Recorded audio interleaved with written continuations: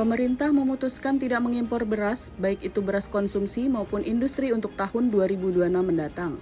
Hal ini ditetapkan dalam Rapat Penetapan Neraca Komoditas Pangan tahun 2026 yang dipimpin oleh Menteri Koordinator Bidang Pangan Zulkifli Hasan di kantor Kemenkopangan, Jakarta Pusat, Selasa 30 Desember 2025. Untuk tahun 2026 mendatang, pemerintah lebih banyak membuka keran impor untuk kebutuhan industri. Total ada sebanyak 4,86 juta ton komoditas industri, mulai dari gula hingga garam.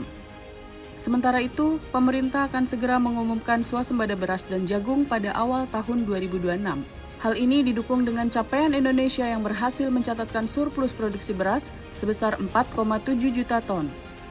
Menko Pangan Zulkifli Hasan sebelumnya sempat memaparkan, periode Januari hingga Desember 2025, produksi beras RI mencapai 34,77 juta ton atau naik 13,54% dibandingkan dengan periode tahun 2024. Selaras dengan capaian tersebut, Menteri Pertanian Andi Amran Sulaiman pada akhir bulan ini atau awal tahun depan akan mengumumkan bahwa Indonesia berhasil swasembada beras.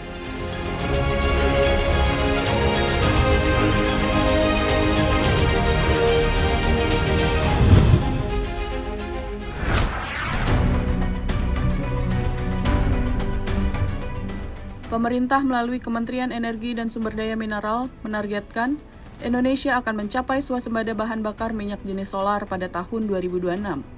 Kepastian penghentian impor ini sangat bergantung pada mulai beroperasinya proyek Refinery Development Master Plan Balikpapan. Menurut Menteri ESDM Bahlil Lahadalia, jika kilang RDMP Balikpapan sudah beroperasi penuh, Indonesia diproyeksikan akan mengalami surplus produksi solar yang cukup signifikan.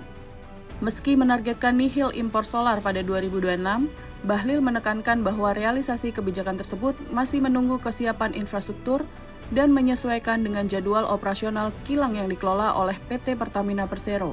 Kementerian ESDM terus melakukan koordinasi intensif dengan Pertamina untuk memastikan kesiapan teknis di lapangan.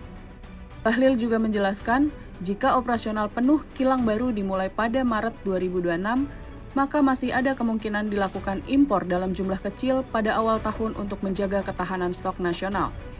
Selain fokus pada pemenuhan kuantitas dan penghentian impor, Kementerian ESDM juga tengah menyiapkan peta jalan untuk meningkatkan kualitas solar di Indonesia. Saat ini, produk solar yang beredar telah memiliki angka Sentana 51, namun pemerintah berambisi membawa kualitas BBM dalam negeri setara dengan standar Euro 5. Bahlil mengakui tantangan utama dalam peningkatan kualitas ini adalah kesiapan infrastruktur kilang yang ada saat ini. Namun ia memastikan pemerintah berkomitmen penuh untuk melakukan pemutahiran teknologi kilang agar standar lingkungan yang lebih baik dapat tercapai.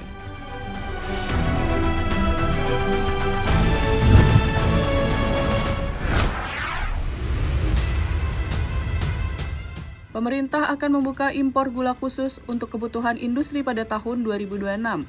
Kebijakan ini diambil untuk menjamin ketersediaan bahan baku bagi sektor industri nasional dengan total volume yang disetujui mencapai lebih dari 3,1 juta ton. Deputi Bidang Koordinasi Tata Niaga dan Distribusi Pangan Kementerian Koordinasi Bidang Pangan Tatang Yuliono menyampaikan, keputusan tersebut merupakan hasil rapat koordinasi penetapan neraca komoditas pangan 2026. Dalam rapat itu, pemerintah menyepakati impor gula bahan baku industri sebesar 3.124.394 ton. Selain itu, terdapat alokasi tambahan sebanyak 508.360 ton yang diperuntukkan bagi gula bahan baku industri dengan skema kemudahan impor tujuan ekspor kemudahan bahan. Tatang juga menegaskan, kebijakan impor tersebut tidak menyentuh kebutuhan konsumsi masyarakat. Impor gula yang dibuka pemerintah semata-mata ditujukan untuk kepentingan industri dan ekspor.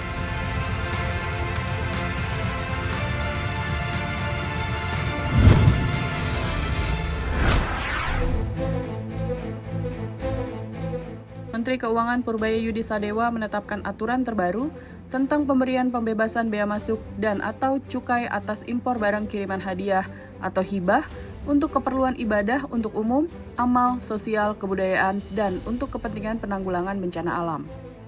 Ketentuan tersebut ditetapkan dalam Peraturan Menteri Keuangan Nomor 99 Tahun 2025 dan berlaku setelah 60 hari sejak diterbitkan pada 29 Desember 2025. Bea masuk yang dibebaskan pun termasuk bea masuk anti-dumping, bea masuk anti-dumping sementara, bea masuk imbalan, bea masuk imbalan sementara, bea masuk tindakan pengamanan, bea masuk tindakan pengamanan sementara, bea masuk pembalasan, dan atau bea masuk pembalasan sementara. Terkait barang kiriman yang bisa mendapatkan pembebasan bea masuk ataupun cukai terdiri dari barang keperluan ibadah untuk umum.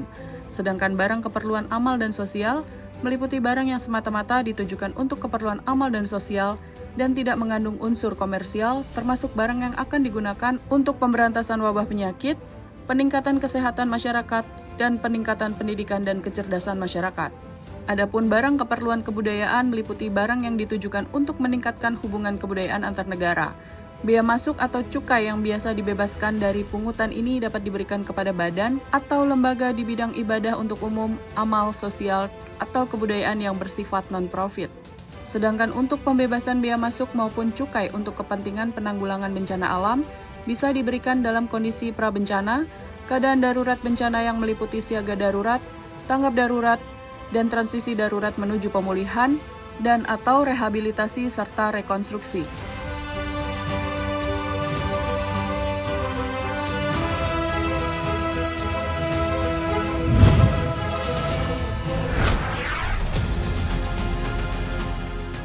Citigroup akan menjual sisa operasi bisnisnya di Rusia.